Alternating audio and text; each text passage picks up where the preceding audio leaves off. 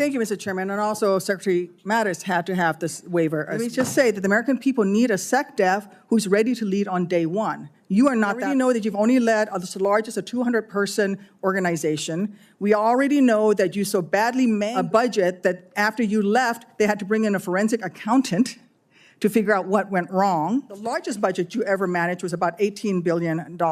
You know, that is about 51,560 times. The hearing room was packed. Senators lined up with their questions.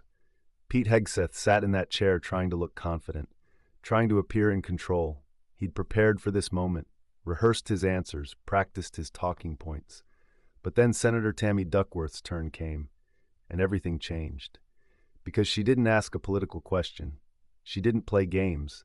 She asked something that required real knowledge, real experience, real understanding of military service. And Hegseth had none of those things. The cameras captured every second, every pause, every moment of silence that revealed the truth. Pete Hegseth was completely out of his depth, and everyone in that room knew it. Tammy Duckworth isn't like other senators. She's not a politician who studied military policy from books. She's not someone who talks about service from a distance. She's a combat veteran, a Black Hawk helicopter pilot who served in Iraq, who lost both legs when her helicopter was hit by an RPG, who spent over a year recovering at Walter Reed, who knows what it means to serve, what it means to sacrifice, what it means to lead soldiers in actual combat, not on television, not in Fox News segments, in real war. And when she sits across from someone claiming to be qualified to lead the Department of Defense, she knows exactly what questions to ask. Hegseth thought he was ready. He'd been through confirmation hearings before. He'd done countless television interviews. He knew how to deflect, how to pivot, how to deliver sound bites that sounded good without saying anything substantive. But Duckworth wasn't interested in sound bites. She was interested in competence, in knowledge, in whether this man sitting before the Senate had any business running the largest military organization in the world. And her question cut straight to that point. She asked him about military readiness, about troop deployments, about the actual mechanics of how the Department of Defense functions, the kind of question that anyone qualified for the job should be able to answer instantly, the kind of thing that's basic knowledge for military leadership. And Hegseth froze, not for a second, not a brief pause while gathering thoughts. He froze. The silence stretched out, uncomfortable, revealing. Every senator in that room felt it. Every camera caught it. Every person watching at home saw it. Pete Hegseth didn't know the answer. He tried to recover, started talking about general principles, about supporting the troops, about making the military stronger, all the vague platitudes he'd used successfully on Fox News for years. But Duckworth wasn't having it. She cut him off, asked the question again, more specifically this time. No room for deflection, no space for generic answers. She wanted specifics, numbers, details, the kind of information that proves you actually understand what you're talking about. And Hegseth had nothing. Absolutely nothing. The contrast couldn't have been sharper. On one side, a decorated combat veteran who'd literally given her legs for this country, who'd commanded troops, who'd made life and death decisions in active war zones, who understood military operations from the ground up. And on the other side, a Fox News host who'd served but never commanded, who'd never led large organizations, who'd spent more time talking about the military on television than actually working in military leadership.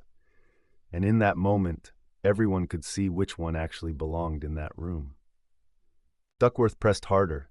She brought up specific programs, specific initiatives, specific challenges facing the Department of Defense, things that any serious candidate would have studied extensively, would have prepared detailed answers for, would have thought deeply about before accepting a nomination to lead the Pentagon. And with each question, Hegseth's answers got weaker, more evasive, more obviously unprepared. He was exposed, completely and utterly exposed, and there was nowhere to hide. What made this different from other confirmation hearing confrontations was the credibility gap.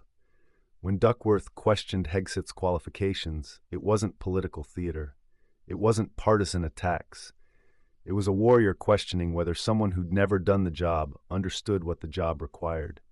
She'd sat in those briefing rooms, She'd made those decisions. She'd carried that weight.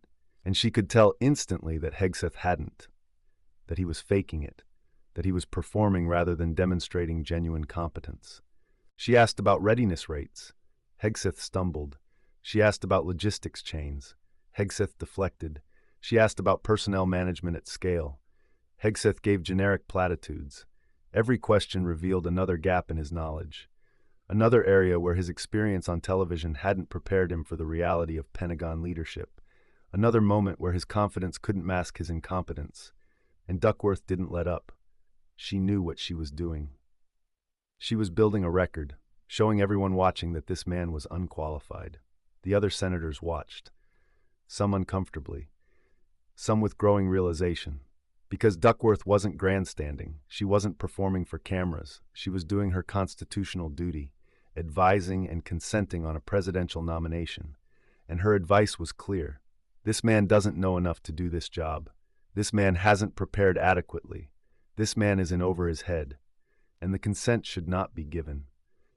Hegseth tried different tactics as the questioning continued. He tried appealing to shared military service, but Duckworth had sacrificed more. He tried citing his Fox News experience covering military issues, but she'd lived those issues. He tried talking about his passion for supporting troops, but she'd bled with those troops. Nothing worked. Every deflection fell flat. Every pivot was transparent. Every attempt to avoid the substance of her questions just made the gaps in his knowledge more obvious. There was a moment, a specific moment that everyone would remember. Duckworth asked about integration of wounded warriors back into service, about accommodation policies, about the systems in place to help injured service members continue their careers. And Hegseth gave an answer that was not just wrong, not just uninformed, but offensive. He talked about standards, about not lowering the bar, about maintaining military readiness, as if wounded warriors were somehow less capable, as if losing limbs meant losing value to the military. And he said this to a woman who lost both legs in combat and went on to serve in the Senate. The room went silent, completely silent, because everyone understood what just happened. Hegseth had revealed not just his ignorance, but his lack of basic human understanding. Duckworth's response was measured, controlled, but devastating. She didn't yell, didn't lose composure.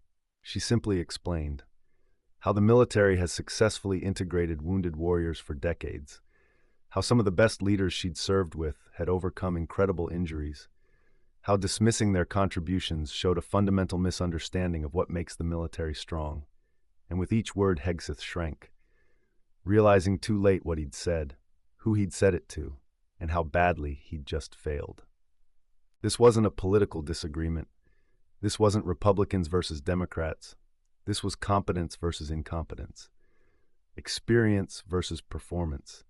Someone who'd actually done the work versus someone who just talked about it on television, and the cameras captured all of it. Every awkward pause, every insufficient answer, every moment where Hegseth's lack of preparation became impossible to deny. The hearing continued, but the damage was done. Duckworth had accomplished what she set out to do. She'd shown that Pete Hegseth wasn't qualified for this position. Not through political attacks, not through character assassination, through simple, direct questions that required actual knowledge to answer. And he didn't have that knowledge, couldn't fake it, couldn't perform his way through it. Because Duckworth knew the difference between someone who understood military leadership and someone who just played one on TV. Social media exploded during the exchange. Veterans watching from home recognized what was happening. They'd seen it before. The difference between people who'd been there and people who just talked about being there. The difference between leaders who'd earned their authority and people who'd been handed positions they didn't deserve. And they saw Hegseth for exactly what he was, an actor playing a part he didn't understand. A television personality promoted beyond his competence, a Fox News host completely out of his depth. Military families had a different reaction. They watched this exchange and felt fear, real fear. Because this man who couldn't answer basic questions from Senator Duckworth might be making decisions about their loved ones, might be deploying troops without understanding logistics, might be setting policies without grasping consequences. And that's terrifying. When your son or daughter or spouse is in uniform, you need to trust the people leading the Department of Defense. You need to believe they know what they're doing. And this hearing destroyed that trust. Duckworth's questions weren't designed to embarrass Hegseth. They were designed to test him, to see if he'd done the work, if he understood the scope of the job, if he respected the responsibility enough to prepare adequately. And he'd failed every test. Not because the questions were unfair, not because she was being partisan, but because he genuinely didn't know the answers. Because he'd assumed his Fox News credentials were enough. Because he'd thought confidence could substitute for competence. And Duckworth proved it couldn't. The confirmation hearing is supposed to be a job interview, the Senate's chance to evaluate whether someone is qualified for the position they've been nominated for. And this was a job interview where the candidate failed spectacularly, where every question revealed another deficiency, where the interviewer had more qualifications than the applicant, where the gap between requirements and capabilities became impossible to ignore. Pete Hegseth came into that hearing expecting to coast through, expecting his Trump nomination to be enough, expecting senators to ask softball questions and accept vague answers. But he hadn't counted on Tammy Duckworth, hadn't prepared for someone who actually knew what she was talking about, hadn't realized that real warriors can spot fake ones instantly. The brutal truth is simple. Duckworth exposed Hegseth because there was something to expose. If he'd been qualified, the questions wouldn't have been difficult. If he'd prepared adequately, the answers would have flowed easily. If he understood military leadership at the level required for Secretary of Defense, he would have welcomed the chance to demonstrate that knowledge. But he couldn't, because he doesn't have it. And all the Fox News experience in the world couldn't change that fundamental fact. The hearing eventually ended. Hegseth left that chair, but the damage remained, recorded forever. His inability to answer basic questions from a combat veteran, his offensive comments about wounded warriors, his obvious lack of preparation and understanding, all captured on video, all part of the permanent record, all evidence that this nomination was a mistake, that putting a television host in charge of the Department of Defense was never going to work. And Tammy Duckworth made sure everyone understood that. Not through speeches, not through political attacks, through simple, devastating questions that Pete Hegseth couldn't answer, questions that exposed him completely, questions that revealed the truth the whole country needed to see. He wasn't ready, he wasn't qualified, and he had no business sitting in that chair claiming he could lead the American military. Senator Duckworth made that crystal clear. And Pete Hegseth's silence said everything the Senate needed to know.